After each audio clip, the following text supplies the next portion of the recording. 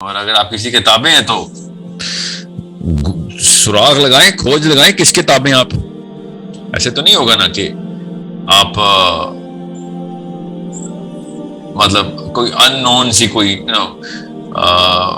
کوئی وحی آئی تھی کسی کو, یا ایک ہی وقت میں 50 لاکھ بندوں کو کوئی ایسا خواب آیا ہے تو صبح اٹھ کے انہوں نے وہ کام شروع کر دیا. ایسے تو نہیں ہوتا. there is some one guy, 2 guys, 3 guys behind this. وہ اپنے ٹائم کے اوپر بقیوں کو مروب کر چکا تھا.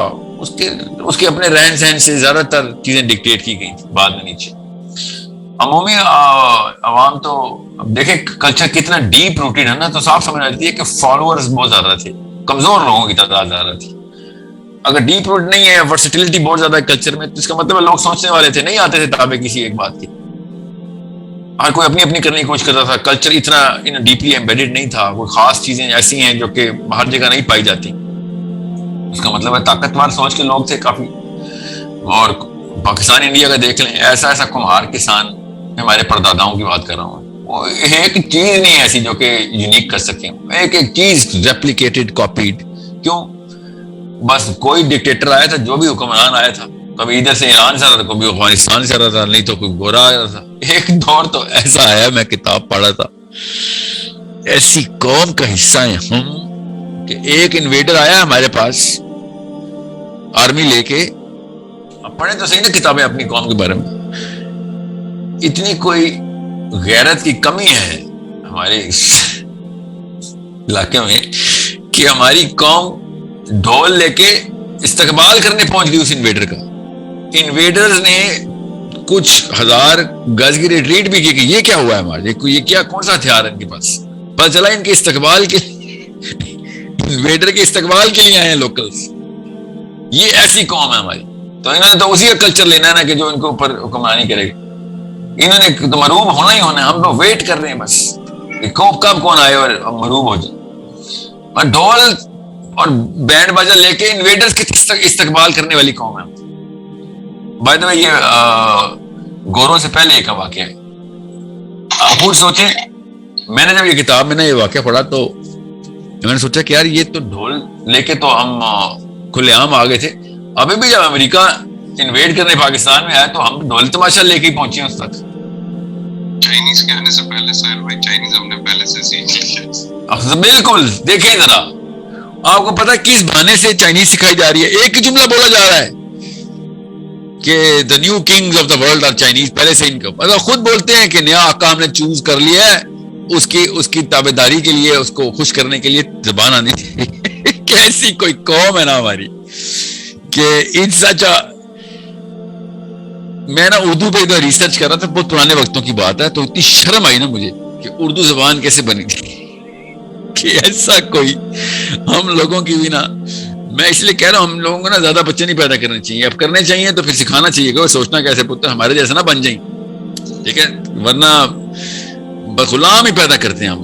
مطلب by birth natural talent of غلامی ہم نے نا انسٹل کرایا ہوتا ہے اپنے بچوں میں کہ کوئی آ جائے بس. بوٹ کیسے پالش کرتے ہیں بیٹا, بس سب سے پہلے. باقی چھوڑ سوچ کیسے پالش کرتے ہیں, پہلے سوچ بوٹ کیسے پالش کرتے ہیں کسی کا. جوتے پالش کرنا سیکھ, 2 وقت کی روٹی مل جائے گی. ایسے کوئی غریب کے بچے نکلے نا ہمارے کچھ جنریشن سے, ان کو یہ 2 وقت کی روٹی ایسی کوئی لگی ہے. مطلب پوری قومیں 1 وقت کی روٹی میں ایک ہفتے میں 3 دفعہ کھانا کھا کے پوری دنیا کو فتح کر گئے تھے. ان کو 2 وقت کی روٹی اتنی کوئی اصولی بات لگتی ہے نا. صحابہ کو اللہ کے جس طرح اصول پتا تھے نا اور پسند تھے اس کے اس طرح پاکستانی انڈینز کو نا یہ 2 وقت کی روٹی کا اصول جو ہے نا پتہ نہیں کیا رول ہے. سائنس میں بھی ایسا کوئی رول نہیں ہے کہ 2 وقت کی روٹی نہیں کھاؤ گے تو وہ پتہ نہیں کیا مسئلہ ہو جائے گا. ہمارے یہ 2 وقت کی روٹی والے 2 وقت کی روٹی مل جائے بس. کیوں مل جائے 2 وقت کی روٹی؟ تو 1 وقت کی روٹی کھا لے یار. تو ایٹ لیسٹ اپنی ٹانگوں پہ تو کھڑا رہے گا, اپنے پیروں پہ رہے. تو نہ کھا 2 وقت کی روٹی, تو ہفتے میں 3 دن کھا لے بس. 2 ناشتے کر لے بس, مگر اپنی غیرت نہ کہیں. نہیں, غیرت تو بہت چھوٹی چیز ہے سر. 2 وقت کا کھانا بہت بڑی چیز ہے. ڈنر نہیں کروں گا تو خیر ہے, بے غیرت مار دیں مگر ڈنر کرا دیں. یہ ہے ہمارے بڑے بوڑھوں کا اصول جو کہ ہماری نسوں میں گما رہے کہ 2 وقت کی روٹی. لڑکیاں تک بولتی ہیں خیر ہے برا شور ہی سے 2 وقت کا کھانا تو دیتا ہے. 2 وقت کے کھانے پہ برا شور کیسے ایکسیپٹ کر لیتی ہیں آپ؟ مطلب یہ کیا ہے؟ رات کے وقت اگر پیٹ خالی ہوگا تو کیا مطلب دل باغی ہو جائے گا اللہ سے؟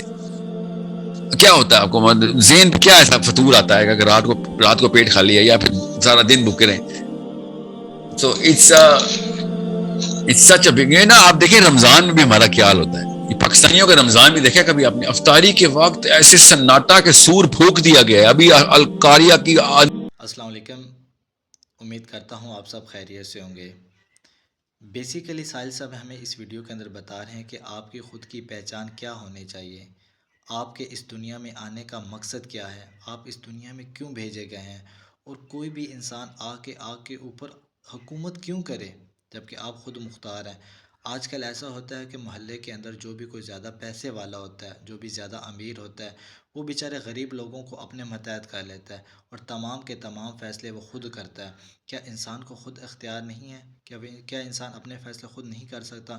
اور زیادہ تر ایسے ہی ہوتا ہے، اکثر گاؤں حضرات میں جو بھی وڈیرا ہوتا ہے وہ تمام فیصلے خود کرتا ہے، چاہے شادی کرنی ہو یا جاب کے کرنا ہو، کچھ بھی کرنا ہو. اور ایسے غریب لوگ بھی خود جا کے اس کے اوپر انحصار کر دیتے ہیں اور اپنے تمام فیصلے اس سے خود کرواتے ہیں. لیکن اللہ تعالیٰ نے انسان کو خود مختار پیدا کیا اور انسان کا بس یہی کام رہ گیا کہ بس 2 ٹائم کی روٹی کمانے کے لیے بس جدوجہد کرتے رہیں. وہ حتیٰ کہ کچھ بھی کرنے کو تیار ہو جاتے ہیں، چاہے اپنے کسی کے جوتے صاف کر لیں. وہ کہتے ہیں بس یار 2 ٹائم کی روٹی ہی مل رہی ہے. اور اسی طرح لڑکیاں بھی ہیں جن کی شادیاں ہو جاتی ہیں، چاہے ان کے ہسبینڈ نشئی ہوں، کچھ بھی ہوں، لیکن وہ کہتے ہیں کہ اب ہم کیا کر سکتی ہیں جبکہ ہماری شادی تو ہو چکی ہے، اب بس اتنا ہی ہے کہ 2 ٹائم کی ہم روٹی کھا لیتے ہیں.